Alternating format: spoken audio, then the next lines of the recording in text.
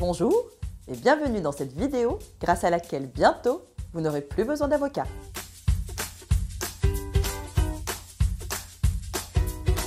Que devez-vous absolument savoir avant de signer une cession de droit d'auteur? Quand vous venez me voir, il est souvent déjà trop tard, ou vous auriez pu être mieux défendu si vous aviez su telle ou telle règle.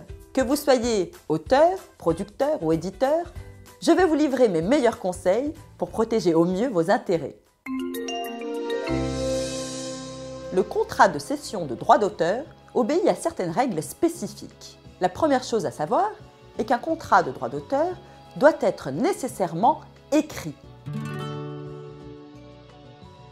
Alors que n'importe quel autre contrat peut être passé à l'oral, un producteur qui n'a pas formalisé de cession écrite peut investir à perte si l'auteur se rétracte. La deuxième chose importante est de décrire le plus précisément possible l'œuvre cédée. Cela va vous permettre de délimiter ce qui est cédé et ce qui ne l'est pas. Chaque droit cédé doit être mentionné au contrat. Pour pouvoir diffuser une œuvre, il faut la fixer matériellement sur un support. Sur Internet, cela correspond à la numérisation de l'œuvre. La cession doit donc prévoir un droit de reproduction.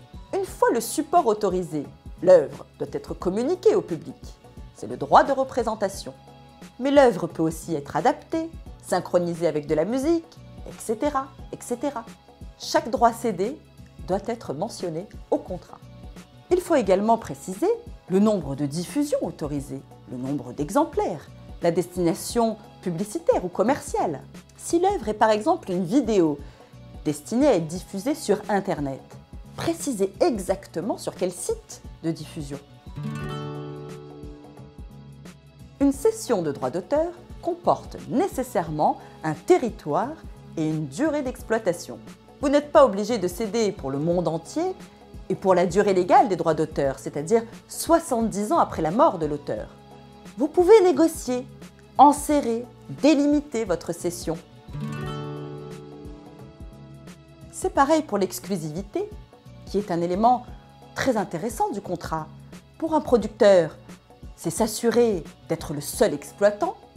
Et pour un auteur, c'est la possibilité de rester libre, d'aller voir ailleurs.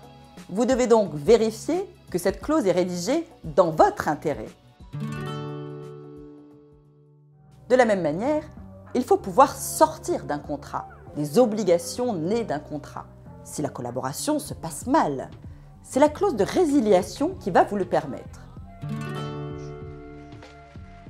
Les obligations, parlons-en.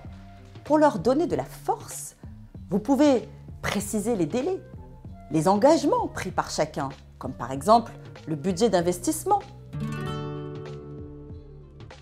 L'auteur doit être rémunéré proportionnellement aux recettes provenant de l'exploitation.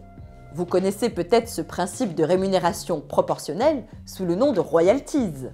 L'exception donc est la rémunération forfaitaire, c'est-à-dire un montant fixe, qui n'est autorisé que dans certains cas prévus par la loi. Vous pouvez également percevoir un avaloir, c'est-à-dire une avance sur royalties.